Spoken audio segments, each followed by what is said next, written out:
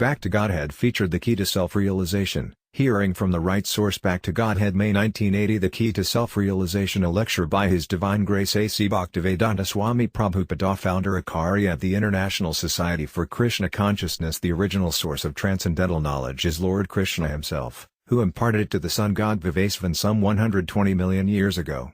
Vivasvan then passed it on to his son Manu, who gave it to his son Lakshvaku. Satatam Kirtayantomam Yatandas Siadritavaratanamasi and his Siamam Bhaktianitya Yukta Upasate, always chanting my glories, endeavoring with great determination, bowing down before me, the great souls perpetually worship me with devotion. Bhagavad Gita 9.14, Lord Krishna is describing the Mahatmas, or great souls, who worship the Supreme Lord by the process of kirtana. Kirtana means chanting, or, more specifically, describing. You can describe with music. You can describe in writing. You can describe in speeches. Any sort of describing, that is called kirtana. Devotional service to the Lord begins with kirtana and shravana, hearing. Unless you hear, you cannot describe. What shall you describe? If you do not know anything about the Supreme Lord, then how can you describe Him? Therefore, hearing is the first item. All Vedic literature is called Sruti Sastra. Sruti means to receive through hearing.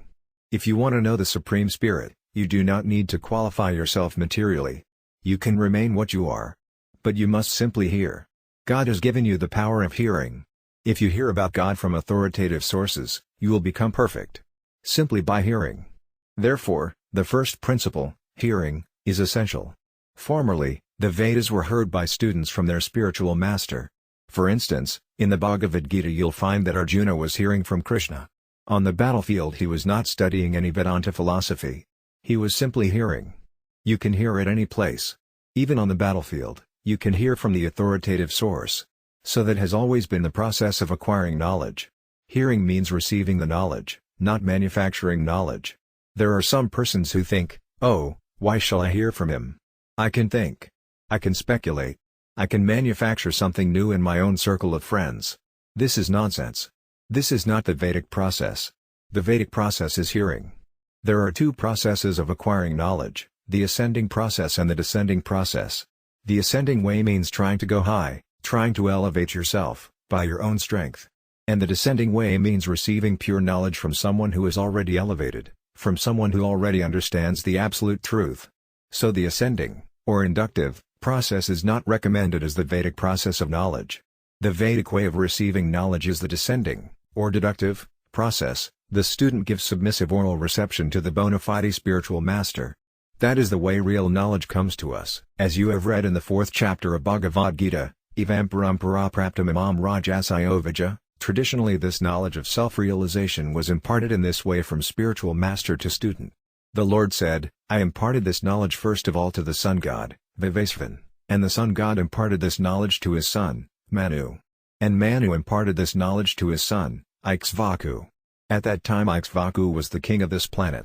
So from Ikshvaku this knowledge is coming down from father to son, or from master to disciple.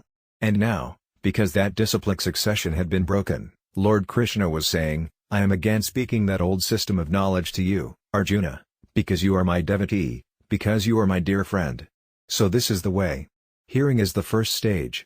Hearing is so powerful that simply by hearing from the authoritative source you can become completely perfect, simply by hearing. Submissive hearing, of course. Jnain prasamudapasya namanda eva. This is a verse from the Srimad Bhagavatam. Don't be an upstart. Don't try to understand the supreme knowledge, the absolute truth, by your own strength. Your intelligence is limited, your senses are imperfect. You cannot understand. This should be given up, attempting to know the supreme by the ascending process. Nowadays, everyone is thinking, oh, I'll manufacture my own way. Why shall I accept any authority? I shall decide myself what I am and what is my duty. This is going on. But this is not the Vedic process. The Vedic process is Shravana, hearing from the bona fide source. So if we simply give up this foolish process of trying to know the absolute truth by our own efforts and become submissive, then we will be successful on the path of enlightenment. Submissive means, we must know our imperfection. As long as we are conditioned, we are subject to 4 kinds of imperfection. First of all, we must commit mistakes. As long as we are materially conditioned, nobody can say, I'll not commit a mistake, I never commit any mistakes. It is not possible. You must. To err is human. So this is one imperfection. Second, we become illusioned. We accept as true that which is false. For example, we identify with this body. If every one of us were asked what we are, oh, I am American. But what is American? These bodies are American. But we are not, because we are not these bodies. So this is illusion. Then, our senses are imperfect. We are very proud of seeing, but as soon as the light is put off, we cannot see. So our seeing is conditional. And similarly, all of our other senses are conditional. Therefore they are imperfect. And finally, we have got a cheating propensity. We do not know anything, but we want to cheat others into thinking that we know everything. I may be fool number one, but I want to start a group of students and teach them foolish things. This is cheating. One must learn the absolute truth from the authoritative sources and then speak that knowledge to others. Arjuna was taught by Krishna, and we are still speaking that same philosophy, even today. And those who are following Arjuna's submissive attitude, they're the real students of Bhagavad Gita. So our attempt to understand the absolute truth by our faulty senses and experience is futile. We must hear. That is the Vedic process.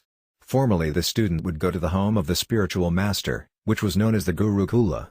Every Brahmana, every self-realized soul, every Vipra, or expert in the knowledge of the Vedic literatures, would be provided with some Brahmacharis, celibate students. They would follow the rules and regulations of Brahmachari life and live at the home of the spiritual master, and he would teach them real knowledge from the Vedic literatures. That is the process. So, one should not adopt the ascending process. Jnain prasam udapasya. Udapasya means, give it up. And namana eva, be submissive. Namana eva jivanti sanmukaridam bhavadiya vardam. If one hears from the realized soul, just as Arjuna heard from Krishna, the perfect person, then one will attain the perfection of life without any difficulty. One may also hear from Krishna's representative, the devotee of Krishna. For instance, Arjuna was made the representative of Krishna. Why? Krishna said, Bhaktasi, because you are my devotee. But nobody can become the representative of Krishna, or God, without becoming his devotee. One who thinks, I am God, he cannot become the representative of God. Suppose you are a businessman and you send your representative for securing business.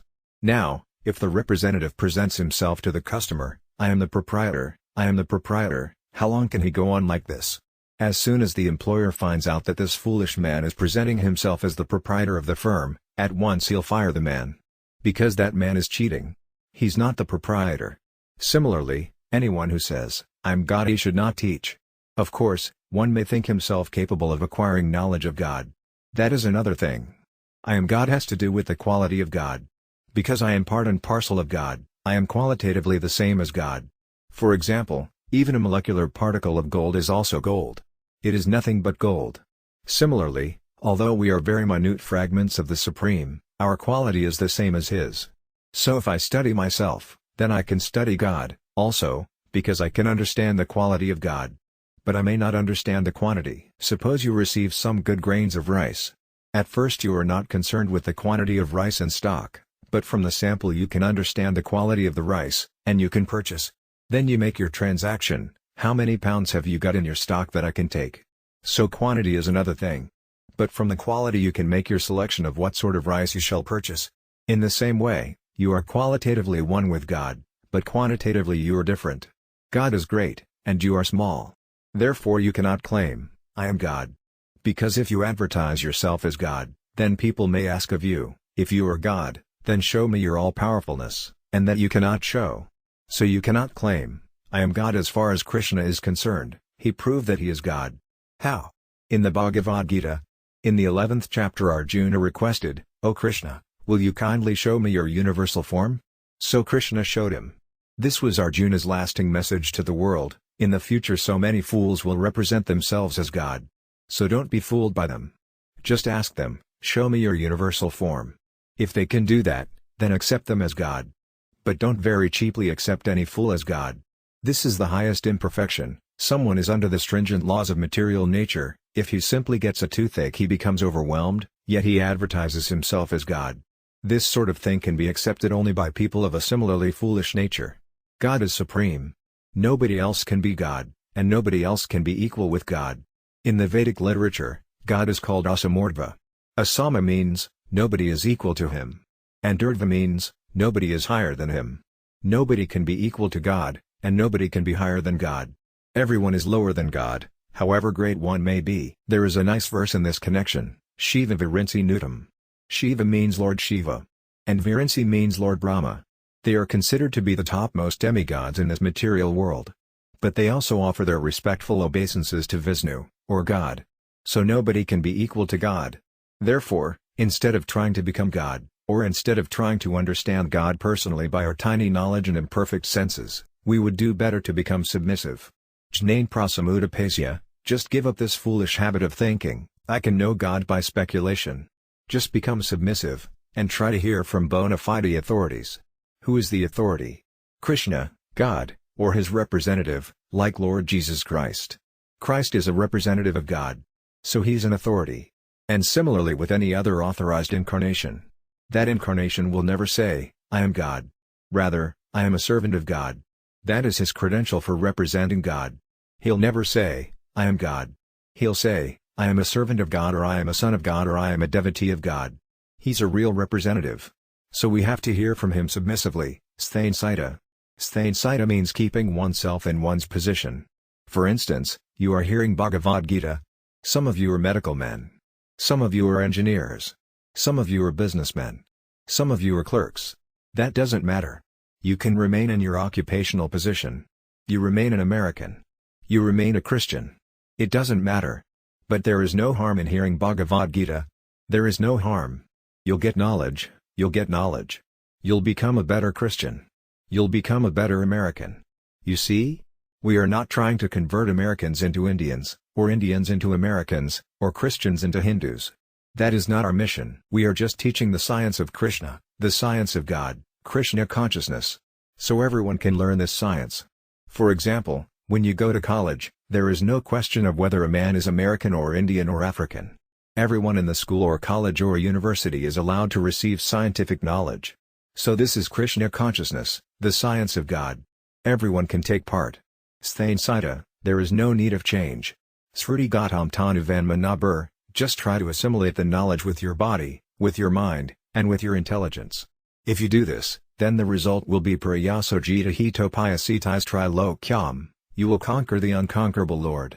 Another name for God is Ajita. Ajita means unconquerable. Because, after all, everyone is lower than God. Who will conquer him? What to speak of God? We cannot conquer even the energy of God. We are all under the influence of the material energy of God in our present conditioned life. We cannot conquer even the energy. So how can we conquer God? It is not possible. So therefore another name of God is Ajita, or one who is unconquerable. But that unconquerable person sometimes becomes conquered. How? By this process of submissively hearing about God and trying to assimilate the knowledge nicely. That's all. God is neither Christian nor Hindu nor Muslim nor anything else. God is God. If you hear Bhagavad Gita submissively and try to apply it with your body, mind, and intelligence, then you'll understand God so nicely that although God is unconquerable, you'll conquer him. You'll conquer him. By this simple process. This is why Shravana, hearing, is so important, and why in devotional service the first step is hearing. Then whatever you learn, if you describe it, that will help you to elevate yourself on this path of knowledge. Whatever we have discussed here today, if you have heard it in the proper consciousness, and if you try to repeat it amongst your friends and your family members, then you'll be established in this knowledge. That is called kirtana, describing.